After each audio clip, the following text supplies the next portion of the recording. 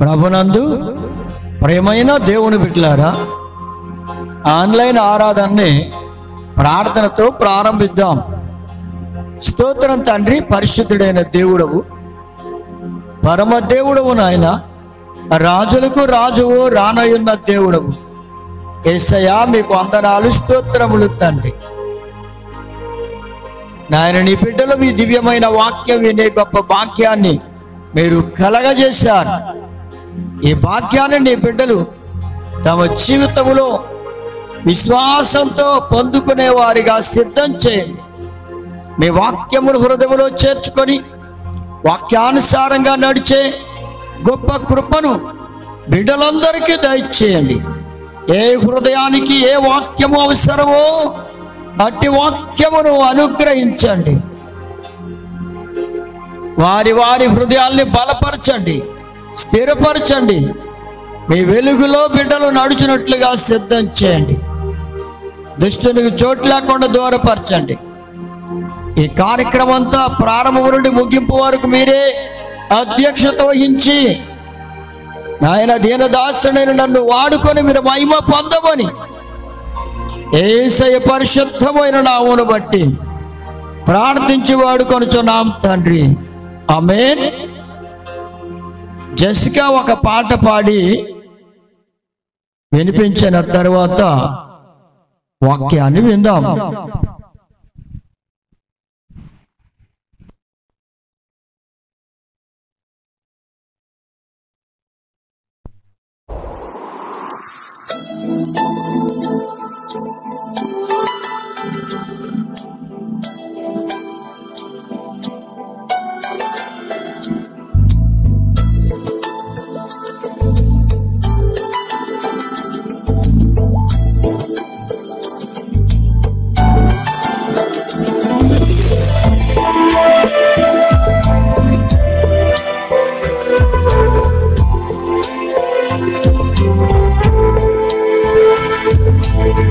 విలువైన ప్రేమలో వంచన లేదు, కల్వరి ప్రేమలో కల్మషం లేదు, మధురమైన ప్రేమలో మరణం లేదు, శాశ్వత ప్రేమలో శాపం లేదు, యేసయ్య ప్రేమలో ఎడబాటు లేదు, యేసయ్య ప్రేమలో ఎడబాటు లేదు, అద్భుత ప్రేమలో అరమరిక లేదు, అద్భుత ప్రేమలో అరమరిక లేదు,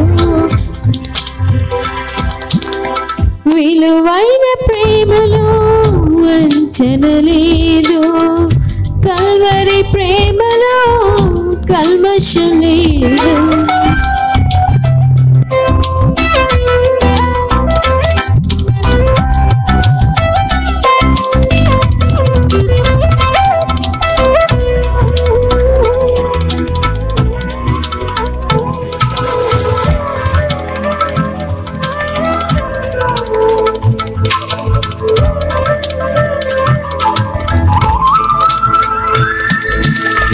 వాడిగల నాలుక చేసిన గాయం, శోధన సమయం మిగిల్చిన భారం, వాడిగల నాలుక చేసిన గాయం, శోధన సమయం మిగిల్చిన భారం, అణచివేయబడిన ఆశ్చర్య ప్రేమలో, అణచివేయబడిన ఆశ్చర్య ప్రేమలో నిలువ నీడ దొరికెను, నిజమైన ప్రేమలో నిలువ నీడ దొరికెను, నిజమైన ప్రేమలో, విలువైన ప్రేమలో వంచన లేదు, కల్వరి ప్రేమలో కల్మషం లేదు, మధురమైన ప్రేమలో మరణము లేదు, శాశ్వత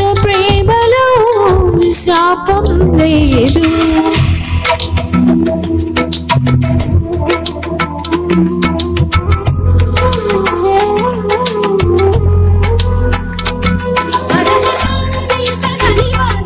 What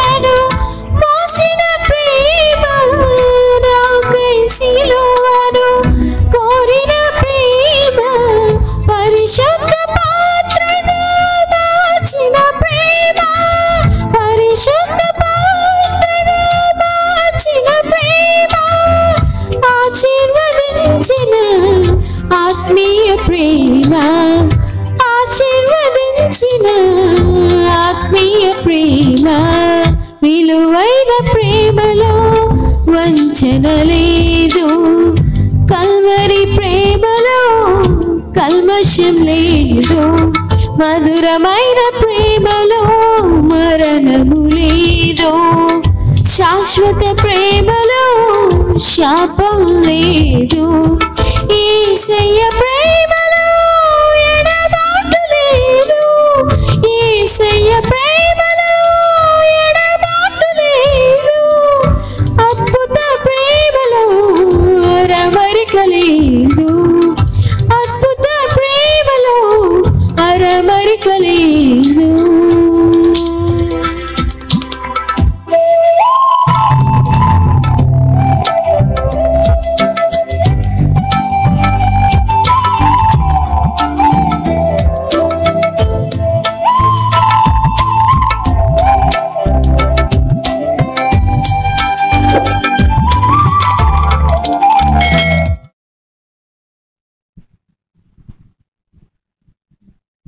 దేవునికి స్తోత్రం. దేవుని వాక్యాన్ని విందాం. ఆదికాండం 13వ అధ్యాయం 6వ వచనం, 7వ వచనం, 8వ వచనంలో చూస్తే ఆస్తి కలిసి నివసించలేనంత విస్తారమయ్యను. ఎవరి మధ్య అంటే అబ్రహాము గారు, లోతు కలిసి నివసించలేనంత విస్తారంగా ఆస్తి పెరిగిపోయిందట.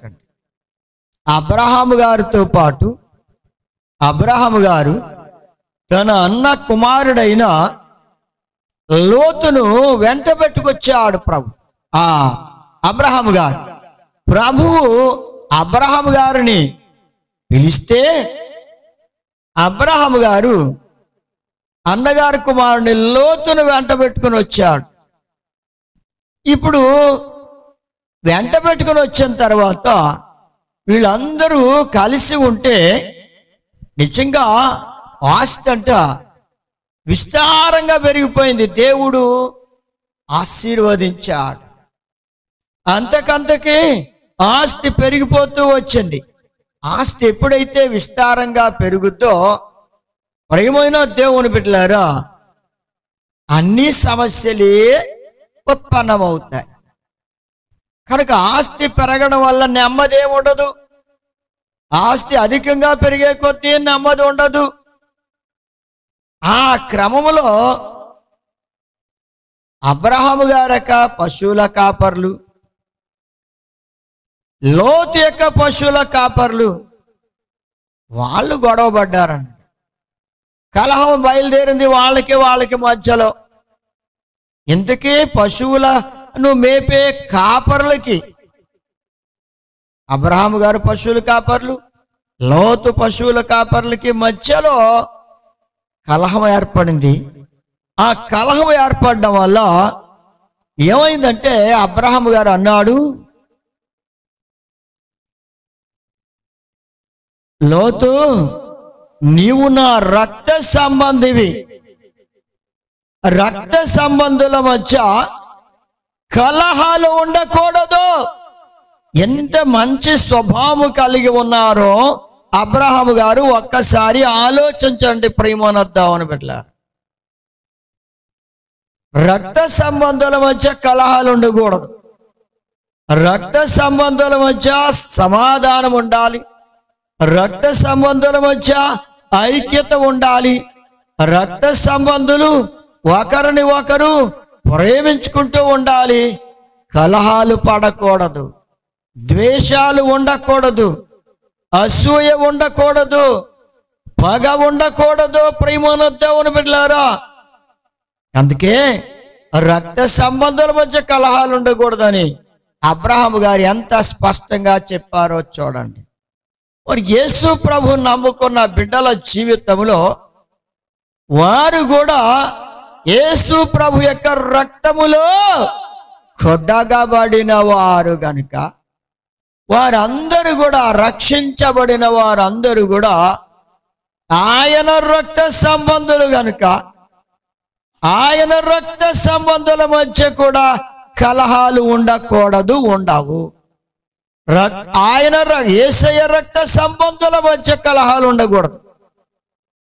యేసయ్య రక్త సంబంధుల మధ్య ప్రేమ నివసించాలి, ఐక్యత ఉండాలి, ఒకరిని ఒకరు ప్రేమించుకునేవారుగా ఉండాలి.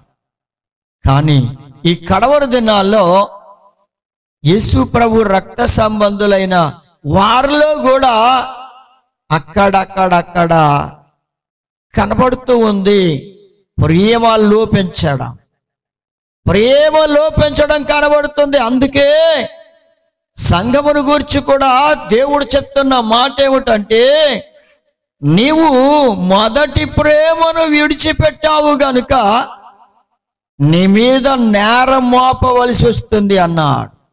మొదటి ప్రేమ. రాను రాను రక్షించబడిన వారు రాను రాను రోజులు గడిచే కొద్దీ వారి మధ్య ప్రేమ తగ్గిపోతుందంటండి.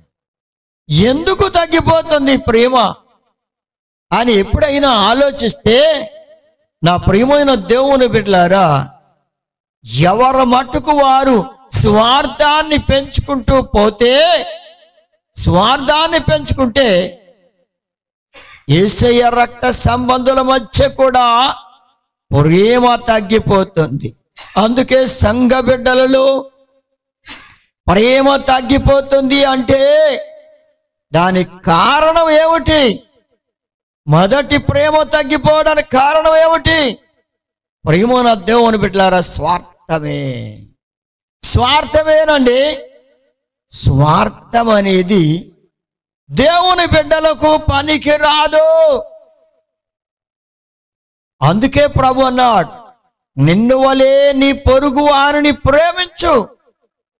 అసలు ఈ ప్రేమించడంలోనే లోపం ఏర్పడడానికి స్వార్థం.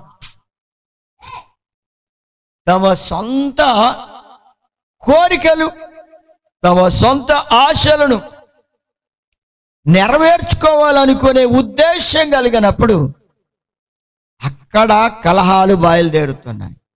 అక్కడే సంఘములో కూడా కలహాలు బయలుదేరుతాయి.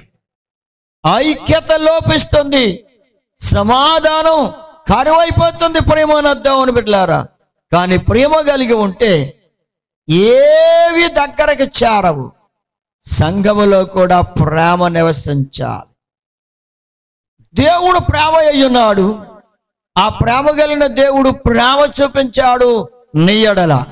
ఆ ప్రేమను నువ్వు కూడా గ్రహించి నువ్వు కూడా ప్రేమ చూపిస్తే నీ తోడి వారి ఎడల, నీవలే రక్షించబడిన వారి ఎడల, రక్త సంబంధులు వాళ్ళు, వారి ఎడల నీవు ప్రేమ చూపిస్తే అక్కడ ఐక్యత, సమాధానం ఉంటుంది. కనుక ప్రియమైన దేవుని బిడ్డలారా, ఇక్కడ కలహం బయలుదేరిన తర్వాత అబ్రహాము గారు అన్నాడు, మనము రక్త సంబంధులం, మన మధ్య కలహాలు ఉండకూడదు. కనుక నీవు కుడి తట్టుకు వెళ్ళాలంటే కుడి తట్టుకు వెళ్ళు అనగా ఆ కుడివైపు దిక్కుకు, లేదా ఎడమవైపు దిక్కుకు వెళ్ళాలంటే ఎడమవైపు దిక్కుకు, తూర్పుకి వెళ్ళాలంటే తూర్పుకి, పడమరకు వెళ్ళాలంటే పడమరకి, నీ ఇష్టం. ఏ దిక్కుకు, దక్షిణం కానీ లేదా ఉత్తరం కానీ, ఏ దిక్కుకు ఏ వైపుకు నువ్వు వెళ్ళాలనుకుంటే ఆ వైపుకు వెళ్ళి నీవు తీసుకో. నీకేం కావాలో అదంతా కూడా నీవు తీసుకో భూభాగాన్ని అని ఆయన చెప్పాడు. అబ్రహాము గారు చెప్తే లోతు చూడండి, ప్రియమైన దేవుని బిడ్డలారా, లోతులో స్వార్థం పెరిగిపోయింది. ఆ స్వార్థం ఆయనలో ఎప్పుడైతే బయలుదేరిందో వెంటనే ఆయన మంచి ఆఫర్ నాకు వచ్చింది, ఈ ఆఫర్ని విడిచిపెట్టకూడదు, ముందు నేను తీసేసుకుంటే, నేను కోరుకుంటే మిగిలిందే అబ్రహాము గారికి ఉంటుంది అని ముందు తీసుకోమని నాకు ఆయనే చెప్పాడు. కనుక నేను ముందు మంచివి ఏరుకుంటే బాగుంటుంది అనుకుని మంచివి సెలెక్ట్ చేసుకుంటున్నాడు. ఎలా సెలెక్ట్ చేసుకున్నా అంటే సొదొమ గొమొర్రా ప్రాంతాన్ని అది కోరుకున్నాడు అంటండి. ఆయన స్వార్థంతో సొదొమ గొమొర్రా ప్రాంతాన్ని కోరుకున్నాడు. అయితే ప్రేమనొద్దామని బిడ్డలారా, ఆయన స్వార్థంతో కోరుకున్న ఆ ప్రదేశం ఆయన జీవితానికి ఏమైనా నెమ్మది కలిగించేదిగా ఉంది అంటే నెమ్మది కూడా కలిగించేదిగా లేదు. కోరుకున్నప్పుడు చాలా బాగుంది, కంటితో చూసినప్పుడు ఎంతో రమ్యంగా సస్యశ్యామలంగా కనబడింది, అంత బాగుంది అనుకున్నాడు. కానీ అది కోరుకుని అక్కడ నివసించడానికి వెళ్ళిన తర్వాత అసలు విషయం బయటపడింది. అక్కడ ప్రజలు ఎలా ఉన్నారు? సొదొమ గొమొర్రా ప్రజలు దేవుని దృష్టిలో బహు పాపులను దుర్మార్గంతో జీవించేవారుగా ఉన్నారన్న సంగతి దేవుని వాక్యం చెప్తుంది. అది అక్కడికి వెళ్ళిన తర్వాత లోతుగా అర్థమైంది, అంతవరకు అర్థం కాలేదు. ఈ విధంగా వాళ్ళు ఇద్దరు కూడా వేరైపోయే పరిస్థితి వచ్చింది. ఆదికాండం 13వ అధ్యాయం 11వ వచనంలో చూస్తే, అట్లు వారు ఒకరిని ఒకరు వేరైపోయిరి, ఒకరికి ఒకరు వేరైపోయారంట. ఈ విధంగా ఒకరికి ఒకరు వేరైపోయారు. అబ్రహాము గారికి సరైన నీటి పారుదల ఉన్న ప్రాంతం లేదు. లోతుకు నీటి పారుదల ఉన్న ప్రాంతం యొర్దాను, ఆ నదీ తీర ప్రాంతం, దగ్గరగా ఉన్న ప్రాంతం అంతా ఆయన కోరుకున్నాడు. చాలా భయంకరమైన పరిస్థితి. కోరుకోమని అవకాశం ఇస్తే రెండవ వానికి అసలు అవకాశమే లేని పరిస్థితిని కలగజేశాడంటే. ప్రియమైన దేవుని బిడ్డలారా, నీవు కూడా అలాంటి స్వార్థ స్వభావంతో ఉంటే నీ జీవితంలో నీకు నెమ్మది ఉండదు, శాంతి ఉండదు. ప్రియమైన దేవుని బిడ్డలారా, అబ్రహాము గారిని దేవుడు పిలిచాడు. పిలవబడిన అబ్రహాము గారితో పాటు లోతు నివసించినంత కాలము, జాగ్రత్తగా వినండి, అబ్రహాము గారితో పాటు లోతు కలిసి నివసించినంత కాలము ఆశీర్వదించబడుతూ వచ్చాడు. అందుకే వారి ఇరువురి ఆస్తి విస్తారంగా పెరిగిపోయింది, లెక్కించలేనంత విస్తారంగా పెరిగిపోయిందండి. ప్రేమనొద్దామని బిడ్డలారా, ఇది దేవుని ఆశీర్వాదం. ఈ ఆశీర్వాదం ఎవరి ద్వారా వచ్చిందో అన్న సంగతి లోతు గ్రహించడం లేదు. లోతు స్వార్థంతోనే ఆలోచించుకున్నాడు తప్ప, ఇది అబ్రహాము గారి ద్వారానే నాకు కూడా ఈ ఆశీర్వాదం వచ్చింది, నేను ఆశీర్వదించబడ్డానికి కారణం అబ్రహాము గారి ద్వారానే ఈ ఆశీర్వాదం వచ్చింది, దేవుడు అబ్రహాము గారి ద్వారానే నన్ను ఆశీర్వదించాడన్న సంగతి గ్రహించలేకపోయాడు. అలా ప్రియమైన దేవుని బిడ్డలారా, ఈనాడు నీవు కూడా గ్రహించలేని స్థితిలో ఉన్నావేమో. ఈ ఆశీర్వాదాలు నీకు రావడానికి కారణం ఆ దేవుని వలన నీకు ఆశీర్వాదం కలిగిందన్న సంగతి మర్చిపోతున్నావేమో సోదరి సోదరుడా. లోతైతే మర్చిపోయాడంటే. దేవుని ఆశీర్వాదం అబ్రహాము గారి ద్వారా నాకు వచ్చింది, నేను ఆయనతో కలిసి నివసించినంత కాలము నన్ను దేవుడు ఆశీర్వదించాడని గ్రహించాడా అంటే గ్రహించలేదు. కానీ ఎలా పెరిగిందో అన్న సంగతి ఆయనకి అక్కర్లేదు. పెరిగిపోయింది ఆస్తి, ఆశీర్వదించబడిపోయాము అనుకుంటున్నాడు అంతే. కానీ ప్రియమైన దేవుని బిడ్డలారా, గ్రహించే మనసు అతనికి, చూచే కన్ను, వినే చెవి అతనికి రాలేదంటే. ప్రియమైన దేవుని బిడ్డలారా, ఈనాడు కూడా మనుషులకు చూచే కన్ను, గ్రహించే హృదయం, వినే చెవులు అరుదైపోయినాయి. అవి తక్కువైపోయినాయి అంటే అవి గనక ఏ వ్యక్తిలోనికి వస్తాయో ఆ వ్యక్తి ఎంతో ఆశీర్వదించబడతాడు. దేవుని వలన ఆశీర్వదించబడతాడు ప్రియమైన దేవుని బిడ్డలారా. అందుకే అబ్రహాము గారితో చూడండి, పేతురు రాసిన మొదటి పత్రిక 3వ అధ్యాయం 9వ వచనంలో చూస్తే, మీరు ఆశీర్వాదమునకు వారసులవ్వాలని దేవుడు మిమ్మల్ని పిలిచాడు అని ఉంటుంది. అబ్రహాము గారు నీవు దేవుడు పిలిస్తే, అబ్రహాము గారు లోతును పిలిచాడు. లోతును పిలిస్తే ఆశీర్వదించబడ్డాడు. ఆశీర్వాదం వచ్చిందండి. అబ్రహాము గారితో కలిసి నివసించినంత కాలము ఆశీర్వదించబడుతూనే వచ్చాడు లోతు. దేవుని బిడ్డలారా, నీవు దేవునితో కలిసి నివసించినంత కాలం, ఆయనలో జీవించినంత కాలం నీవు ఆశీర్వదించబడుతూనే ఉంటావు. దేవుని సన్నిధిలో నీవు నివసిస్తూ ఉంటే, దేవునిలో నివసిస్తూ ఉంటే నీవు ఆశీర్వదించబడతావు సోదరి సోదరుడా. అలా కాకుండా నీవు దేవుని నుండి వేరైపోయేవాడు ఏం చేస్తున్నాడంట? స్వేచ్ఛను కోరుకుంటున్నాడు. లెస్సైన జ్ఞానమునకు విరోధిగా మారిపోతున్నాడు. అలాగే లోతు కూడా స్వేచ్ఛను కోరుకున్నాడు. అబ్రహాము గారితో ఉన్నంత కాలం కూడా అనేకమైన ఆత్మ సంగతులను లోతు నేర్చుకున్నాడు. లోతు జీవితము ఆశీర్వాదకరంగా ఉంది. ఆయనని విడిచిపెట్టిన తర్వాత, అనగా వేరైపోవడం అంటే స్వేచ్ఛ కోరుకున్నాడు. అందుకే సొదొమ గొమొర్రా ప్రాంతాన్ని కోరుకున్నాడు, స్వేచ్ఛ. అసలు అక్కడ ప్రాంతం ఎలాంటిది, ఆ ప్రజలు ఎలాంటి వారు, అక్కడ నేను నివసించడానికి అనువుగా ఉంటుందా ఉండదా అని కూడా ఆలోచించలేదండి. దూరము నుండి కన్నులెత్తి చూచాడు. చాలా చక్కగా మంచిగా కనబడుతుంది, అదే నాకు కావాలని కోరుకున్నాడు. ప్రియమైన దేవుని బిడ్డలారా, పైకి ఎంత మంచిగా కనబడుద్దో లోపల అంతరంగం ఎలా ఉందో నీవు గ్రహించలేని స్థితిలో ఉన్నావేమో సోదరి సోదరుడా. పైకి మనుషులు ఎంతో చక్కగా కనబడుతూ ఉండొచ్చు, కానీ వారి అంతరంగము యోగ్యమైందిగా లేదు. అలాంటి పరిస్థితిని నీవు గ్రహించాలి అంటే దేవుని సహాయం కావాలి.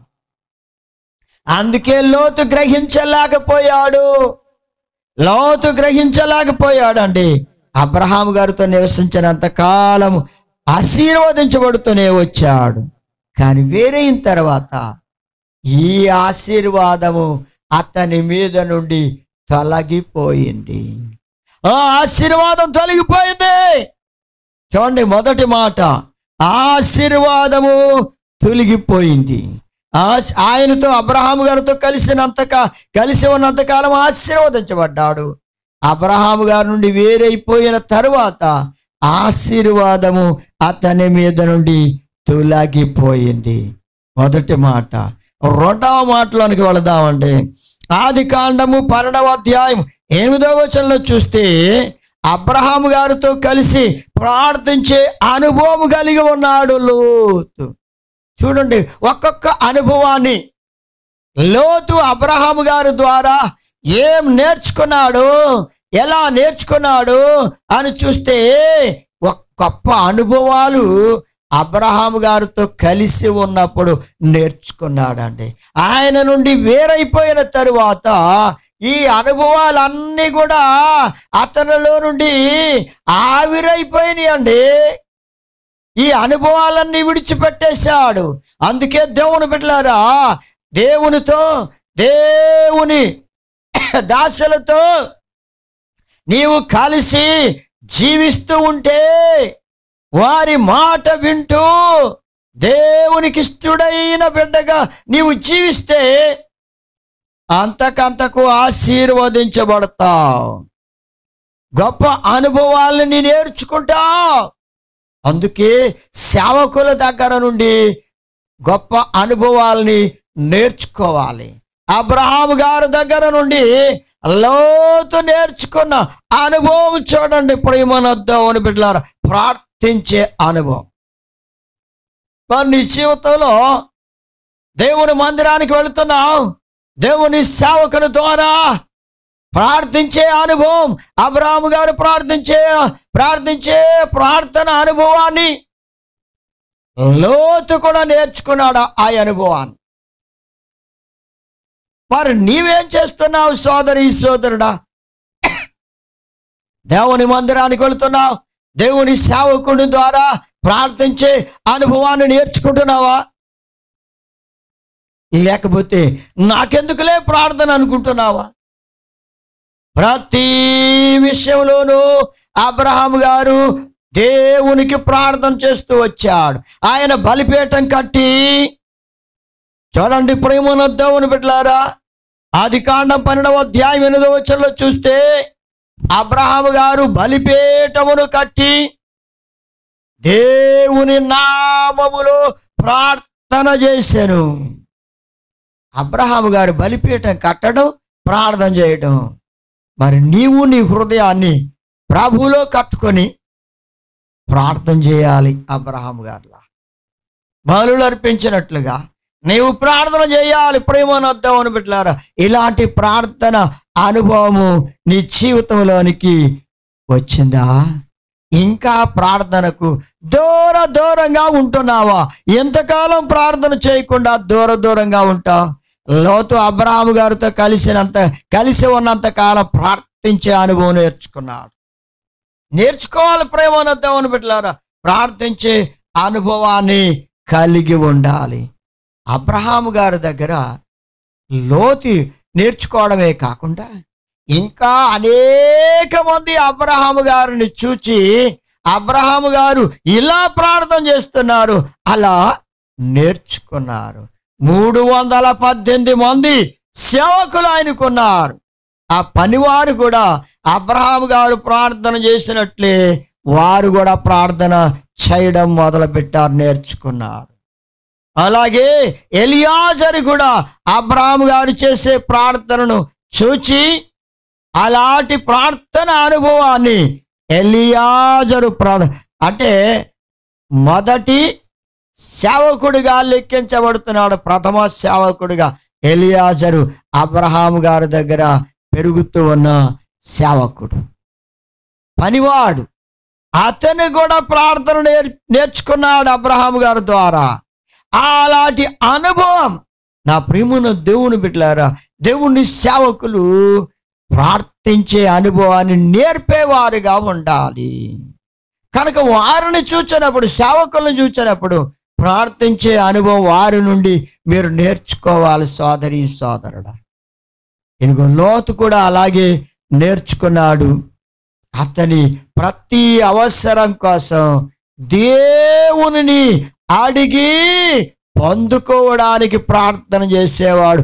ఇలాంటి అనుభవం కలిగినాడు అబ్రహాము గారితో కలిసి ఉన్నంత కాలం. కానీ అబ్రహాము గారితో కలిసి నివసించడం ఎప్పుడైతే వేరైపోయాడు, దూరం అయిపోయాడు అబ్రహాము గారికి, ఇప్పుడు ప్రార్థించే అనుభవం కూడా లేదు. ఏమైంది అంటే ప్రార్థన చేయడం మానివేసి లోక సంబంధంగా మర్యాదలు, గొప్పతనాలు, గౌరవాలు తాను పొందాలని కోరుకుంటూ లోక సంబంధంగా జీవించడానికి ప్రారంభించాడంటే అలాంటి వ్యక్తికి ప్రార్థన లోపం వచ్చింది. ప్రార్థించే అనుభవం అతనిలో తొలగిపోయింది. ఎలా తొలగిపోయిందంటే ఈయన ఆదికాండం 19వ అధ్యాయంలో చూస్తే ఊరి మొదటిలో గవిని దగ్గర ఊరి మొదట్లో ఆయన పెద్దలతో కూర్చోవడం మొదలుపెట్టాడండి. ఇంకక్కడ కూర్చొని పెద్దలతో గొప్పవారితో మాట్లాడడం మొదలు పెడితే ఇక సమయం ఎక్కడి నుంచి వస్తుందండి? ఉన్న సమయం అంతా ఆ లోక సంబంధమైన మర్యాదలు, గౌరవాల కోసమే అతను సమయం అంతా వినియోగించేవాడు. ప్రార్థన చేయడానికి సమయం లేకుండా అతనికి సమయం లేకుండా అయిపోయేది. లోక గొప్పతనాలు గౌరవాలు కోరుకున్నాడండి. పెద్దవారితో పెద్ద మనుషులతో కూర్చుని ఊరి మొదట్లో కూర్చోవడం నేర్చుకున్నాడు. ఏది ప్రార్థన? లోక సంబంధంగా జీవించగోరిన ఏ వ్యక్తికైనా ప్రార్థన అనుభవము తొలగిపోద్దండి. అబ్రహాము గారితో కలిసి ఉన్నంతకాలం గొప్ప ప్రార్థన అనుభవాన్ని పొందుకున్నాడు లోతు. ఒకవేళ నీవు కూడా లోక సంబంధమైన కార్యాల్లోనికి చొరబడిపోయావేమో సోదరుడా, సోదరి, అలా అయితే నీలో ప్రార్థన అనుభవం తగ్గిపోతుంది, ప్రార్థన అనుభవం లోపిస్తుంది. సొదొమ గొమొర్రా వెళ్ళిన తర్వాత ఇతనికి ప్రార్థన లేదు. అతనికి లేదు అంటే తన కుటుంబానికి ఏమి నేర్పిస్తాడు? అందుకే కుటుంబంలో ఉన్న భార్య పిల్లలకు కూడా ప్రార్థన అనుభవం లేదు. అబ్రహాము గారితో కలిసి ఉన్నంత కాలం ఇంత ప్రార్థన అనుభవం కలిగి ఉన్నాడండి. ఇప్పుడైతే ప్రార్థన అనుభవం లేదు, ప్రార్థన అనుభవం తొలగిపోయింది. ప్రార్థన చేయడం మానేశాడు. ఎందుకు ప్రార్థన చేయడం అనుకున్నాడు? కారణం లోకము లోకస్తులతో కలిసిపోయాడు. గొప్పతనాలు కోరుతున్నాడు, గౌరవాన్ని కోరుతున్నాడు, మర్యాదలు కోరుకుంటున్నాడు, తను అందరూ పొగడాలనుకుంటున్నాడు. కానీ ఆ మహాప్రభుని నేను పొగడాలి, ఆయనను ఘనపరచాలి, మహాదేవుణ్ణి స్తుతించాలి, ఆయన గౌరవించాలి అన్నది మర్చిపోయాడండి. అదే స్వార్థం బయలుదేరిపోయింది కదండి. అయితే ప్రియమైన దేవుని బిడ్డలారా, మూడవ అనుభవంలోనికి వెళదాం. ప్రియమైన దేవుని బిడ్డలారా, చూడండి, అబ్రహాము గారితో కలిసి దేవుని యందు విశ్వాసం ఉంచి నీతిమంతుడిగా జీవించేవాడుగా ఉన్నాడు. లోతు అబ్రహాము గారితో కలిసి దేవుని యందు విశ్వాసం ఉంచాడు, అందుకే నీతిమంతుడిగా జీవించాడండి. ఎంత మార్పో చూడండి. అబ్రహాము గారితో కలిసి ఉన్నంత కాలం అదే అంటున్నాడు దేవుని వాక్యములో. పేతురు రాసిన 2వ పత్రిక 2వ అధ్యాయం 7వ వచనంలో చూస్తే ఈయన అంటండి, ఆ సొదొమ గొమొర్రా వెళ్ళిన తరువాత చాలా బాధపడే పరిస్థితి వచ్చిందంటండి. చాలా బాధపడే పరిస్థితి. ఎంత భయంకరమైన పరిస్థితో చూడండి. పేతురు రాసిన 2వ పత్రిక 2వ అధ్యాయం 7వ వచనంలో చూస్తే, దుర్మార్గుల కామ వికారమైన నడవడి చేత బహు బాధపడిన నీతిమంతుడగు లోతును తప్పించనుంది. అక్కడ నిజంగా లోతు నీతిమంతుడిగానే జీవించాడు అబ్రహాము గారితో కలిసి నివసించినంత కాలం. కానీ ఇక్కడికి సొదొమ గొమొర్రా ప్రాంతానికి వెళ్ళిన తర్వాత ఆయన నీతిమంతుడిగా ఉండాలని కోరుకుంటూ ఉన్నా కానీ అక్కడ జరిగే పరిస్థితులు, అక్కడ ఉన్న ఆ పరిస్థితులన్నిటికీ ఈయన వాళ్ళ నడవడికి, ఆ ప్రజల యొక్క నడవడికి, కామ వికారమైన పరిస్థితులు వాళ్ళల్లో కనబడుతుంటే దుర్మార్గపు పనులు, వారిని చూచి బాధపడుతూ ఉన్నాడంటే నీతిమంతుడైన లోతు.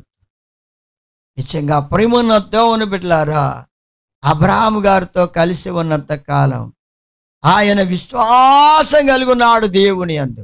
ఇక్కడ విశ్వాసం తగ్గిపోయింది. సొదొమ గొమొర్రాలో నివసించడం మొదలుపెట్టిన తర్వాత అబ్రహాము గారితో కలిసి ఉన్నప్పుడు ఉన్నంత విశ్వాసం లేదు, తగ్గిపోయింది.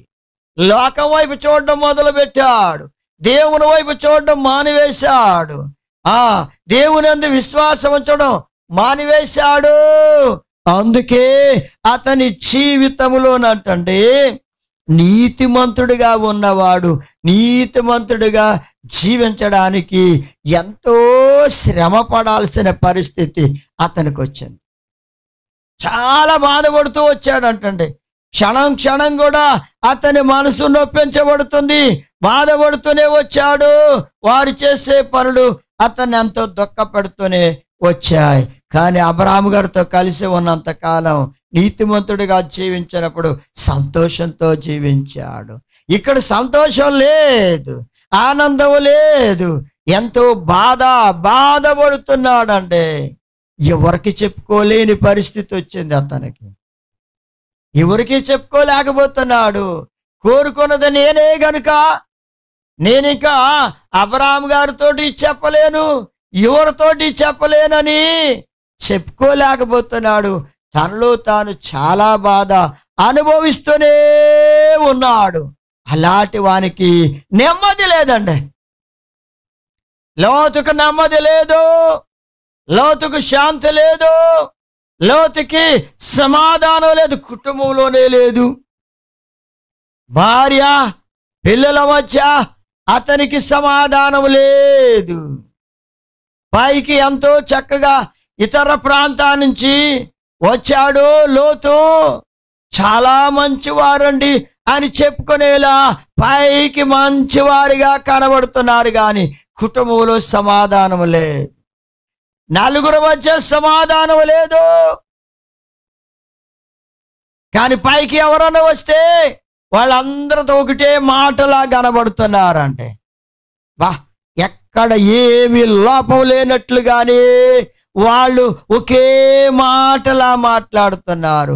అందరిది ఒకే భావములా, ఒకే స్వభావములా, ఒకే అనగా ఏక మనసు కలిగిన వారిలా, ఐక్యత కలిగిన వారిలా కనబడుతున్నారు. కానీ ఐక్యత లేదు కుటుంబంలో. అసలు ప్రార్థనే లేదండి, ప్రార్థనే లేదు వారి కుటుంబంలో. అందరూ ఏమనుకుంటారు, ఈ కొత్త ప్రాంతంలో ప్రార్థన చేస్తే వాళ్ళు హేళన చేస్తారేమో, ఏమనుకుంటారు అని అసలు ప్రార్థనే చేయడం లేదు. ప్రార్థన లేని పరిస్థితి అండి. ఎంత దిగజారిపోయిన పరిస్థితి వారిలో కనబడుతుందో చూడండి. పైకి అందరినీ చక్కగా మెప్పిస్తున్నారు, ఒప్పించేలా మాట్లాడుతున్నారు. ఇలాంటిది ఒక కళ, వాళ్ళలో ఇది ఒక కళ ఏమో అనుకుంటున్నాను నేను. నా ప్రియమైన దేవుని బిడ్డలారా, ఇది అందరికీ సాధ్యం కాదు. కోపం వస్తే బయట పడేస్తారు, కోపం బయటికి కనబడిపోద్ది కొందరిలో, ఎక్కువ మందిలో. కానీ ఇలాంటి వారు అరుదుగా ఉంటారు. వాళ్ళల్లో కోపం వచ్చినా బయటికి కనబడకుండా చేస్తున్నారు. ఎవరైనా వస్తే, ఎదుటివారు వస్తే వాళ్ళ మధ్య మాత్రం కోపతాప ద్వేషాలు అసూయలు ఉన్నాయి. కానీ అవి బయట వారు ఎవరైనా వస్తే అసలు ఏమీ లేనట్టు అసలు కనబడినవ్వడం లేదు. ఇది పైకి భక్తి కలిగిన జీవితమే, ఇది ఇంకా వేషధారణ జీవితం అండి. నటించేస్తున్నారు వాళ్ళు. అబ్రహాము గారితో కలిసి ఉన్నప్పుడు ఎంత సంతోషంగా ఆనందంగా ఆ కుటుంబం అంతా కలిసిమెలిసి ఉండి సంతోషంగా ఉంది, ప్రార్థించేవారుగా ఉన్నారు, ఐక్యత కలిగి. ఇప్పుడు అలాంటిది లేదండి, లేదండి. అంతా వేషధారణే, పైకి నటించేయడమే అన్నమాట. నటించేయడమేనంటే అలా ఉంది వాళ్ళ పరిస్థితి. ప్రేమనొద్దామని బిడ్డలారా, అయితే ఇక చూడండి ప్రేమనొద్దామని బిడ్డలారా, 4వ అంశంలోనికి వెళదాం. అబ్రహాము గారితో కలిసి దేవుని యందు భయభక్తులు కలిగి ఉండేవాడండి లోతు. అంట దేవుని యందు భయభక్తులు కలిగి ఉన్నాడు. దేవుని యందు భయభక్తులు కలిగి ఉన్న వారికి ఏ మేలు కొదువై ఉండదు, ఏ మేలు కొదువై ఉండదండి. యెహోవా యందు భయభక్తులు కలిగి ఆయన త్రోవల్లో నడిచేవారందరూ ధన్యులు. కానీ ఇప్పుడు లోతు అబ్రహాము గారితో కలిసి ఉన్నంతకాలం ధన్యుడిగానే జీవించాడండి, ధన్యుడిగానే అందరికీ కనబడ్డాడు. నిజంగా ధన్యుడే. కానీ ఇప్పుడు ఆ ధన్యత కనబడడం లేదండి. దేవునందరి భయభక్తులు అతనిలో కనబడడం లేదు. ఏం కనబడుతుంది అంటే లోక సంబంధంగా గౌరవాలు గొప్పతనాలు కావాలని కోరుకునే పరిస్థితి అతనిలో కనబడుతుంది. గొప్పతనాలు కోరుకుంటున్నాడు. అయ్యా, ప్రభుని ఎరిగిన దేవుని బిడ్డ, నీ జీవితంలో గొప్పతనాలు కావాలని కోరుకుని లోకమును ఆశించి లోతు వలె నీ ఆత్మీయ జీవితాన్ని పాడు చేసుకోవద్దు. బలహీనమైపోతుందండి. బలహీనమైపోయాడు లోతు. అబ్రహాము గారితో కలిసి దేవుని యందు భయభక్తులు కలిగి ఉన్నంత కాలం అతడు ఎంతో ధన్యుడిగా ఉన్నాడు. ఎంతో ధన్యుడిగా ఉన్నాడంటే ప్రియమైన దేవుని బిడ్డలారా, కనుక అందుకే ఆశీర్వదించబడ్డాడు. ఆయన త్రోవల్లో నడిచాడండి, ఆయన మార్గములో నడిచాడు. నీవు కూడా దేవుని యందు భయభక్తులు కలిగి ఆయన త్రోవల్లో, యేసయ్య త్రోవల్లో నువ్వు నడిస్తే నీవు ధన్యుడువు, ఆశీర్వదించబడతావు ప్రియమైన దేవుని బిడ్డలారా. ఇప్పుడు తన ఇంటిలో అనగా అబ్రహాము గారిని నుండి వేరైపోయిన తర్వాత సొదొమ గొమొర్రాలో వాళ్ళు నివసించడం, గుడారం వేసుకున్నాడు సొదొమ గొమొర్రా దగ్గర. కానీ దేవుని అందరి భయభక్తులను కోల్పోయాడు. దేవుని అందరి భయభక్తులు తగ్గిపోయాయి. రోజు రోజుకు దేవుని అందరి భయభక్తులు తగ్గిపోతూ వచ్చాయి. దేవుడు అంటే భయము తగ్గిపోయింది, భక్తి తగ్గిపోయింది. ఇప్పుడు వీళ్ళు ఏం చేయాలో తోచని పరిస్థితులు ఉన్నారు. అక్కడి ప్రజలు ఉన్న పరిస్థితులు, వాళ్ళు నడిచే నడక, వాళ్ళ యొక్క పద్ధతులు వీరికి అర్థం కావడం లేదు. అలా నడవాలా వాళ్ళల్లా, లేకపోతే అబ్రహాము గారి దగ్గర నేర్చుకున్న దేవుని అందరి భయభక్తులు అలా నడవాలా భయభక్తులను అని ఇప్పుడు వాళ్ళకి క్లాష్ వచ్చేసిందండి. ఏం చేయాలో తోచడం లేదు. అందుకే వాళ్ళు లోకాన్ని చూచి దేవునందలి భయాన్ని వదులుకున్నారండి. లోకాన్ని చూచి దేవునందలి భయభక్తులు. సోదరుడా సోదరి, నీవు లోకాన్ని చూచి దేవునందలి భయభక్తులు వదిలిపెట్టొద్దు. లోతు దేవునందలి భయభక్తులు వదిలిపెట్టాడు. దేవునందలి భయభక్తులు అతనిలో తగ్గిపోయాయి. దైవ భయము తొలగిపోయింది. అంతే, అతనిలో నెమ్మది లేదు. ప్రశాంతమైన వాతావరణం ఇంటిలోనూ లేదు, అతని ఒంట్లోనూ లేదు, అతని హృదయంలోనూ లేదు, అతని బ్రతుకులోనే లేదండి. కనుక ప్రియమైన దేవుని బిడ్డలారా, జాగ్రత్తగా ఆలోచన చేసుకొని నీవు దేవునందులో భయభక్తులు కలిగి ఉంటే ప్రశాంతమైన పరిస్థితులు నీకు కలుగుతాయి. మనసుకు నెమ్మది, హృదయానికి ఆనందం, సంతోషం కుటుంబంలో కనబడుతుంది. భార్య భర్తల మధ్య, తల్లిదండ్రుల మధ్య, పిల్లల మధ్య సమాధానం కనబడుతుంది. అయితే ప్రేమన్న దేవుని బిడ్డలారా, ఇవన్నీ కూడా అతనిలో నుంచి హరించిపోయినట్టు అయిపోయింది. లోతు జీవితం. 5వ అంశంలోనికి వెళదాం ప్రేమన్న దేవుని బిడ్డలారా. హెబ్రోలు రాసిన పత్రిక 11వ అధ్యాయము 10వ వచనంలో చూస్తే, దేవుని తట్టు కన్నులెత్తేవాడు అంటే అబ్రహాము గారితో కలిసి ఉన్నప్పుడు దేవుని తట్టు కన్నులెత్తి ఎదురు చూచేవాడంట. దేవుని కృప కోసం, దేవుని జాలి కోసం, దేవుని కరుణ కోసం, దేవుని కొరకే ఎదురు చూస్తూ వచ్చేవాడంటండి.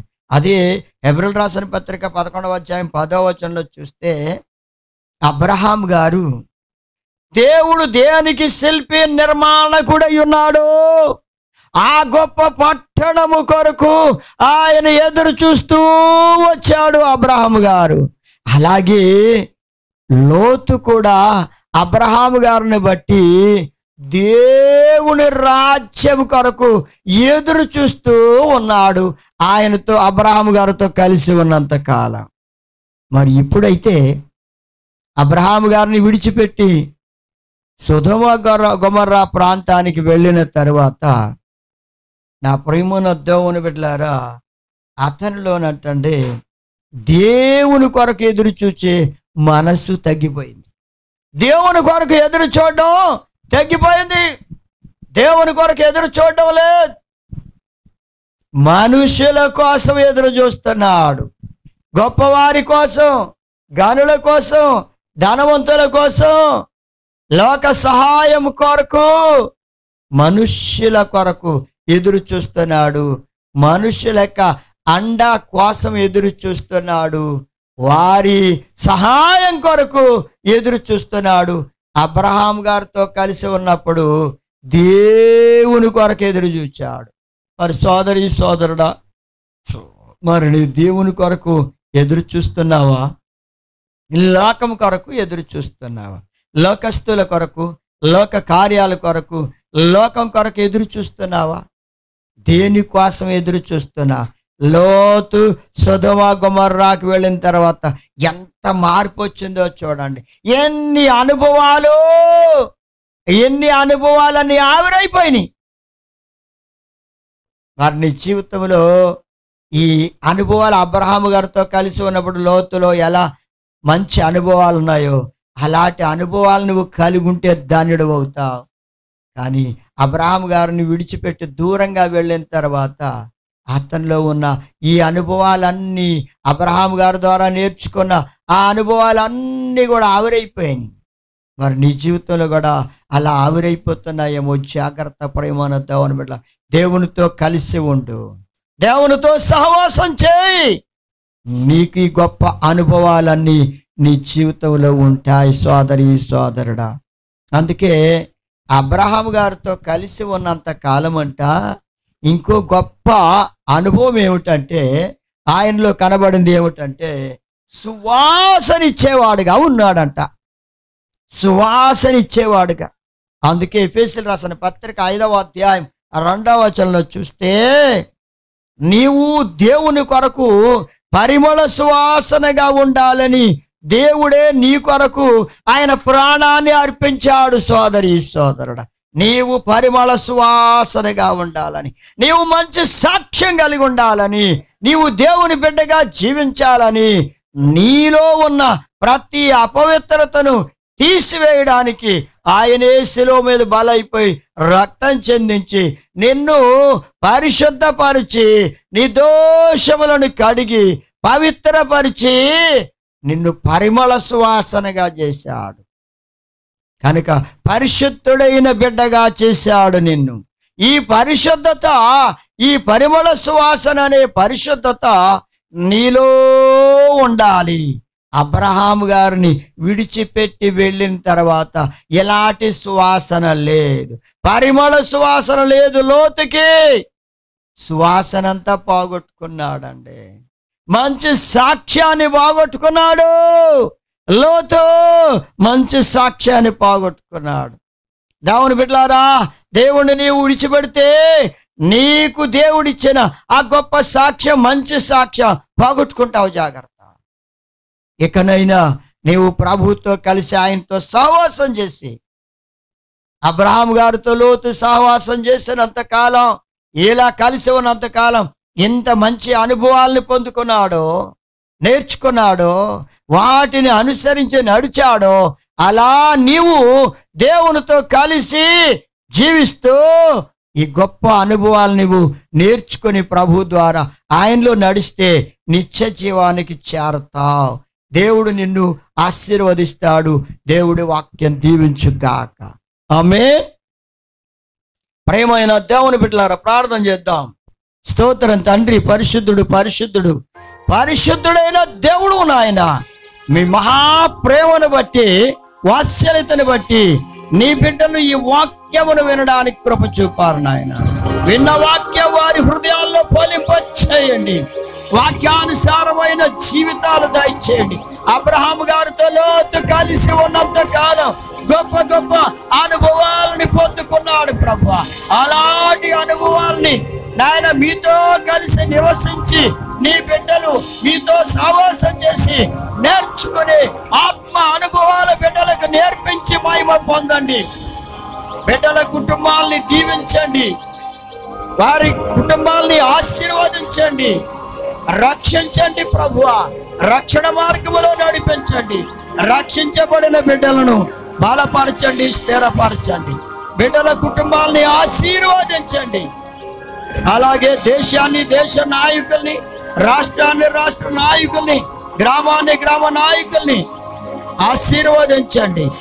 దేశంలో శాంతి సమాధానాలు దయచేయండి. వైరస్ను పూర్తిగా దూరం చేయండి ప్రభువా. మీ గొప్ప నామానికి మహిమ ఘనత ప్రభావాలు తెచ్చుకోనమని యేసయ్య పరిశుద్ధ నామమును బట్టి ప్రార్థించి వేడుకొనుచున్నాము తండ్రి. ఆమేన్.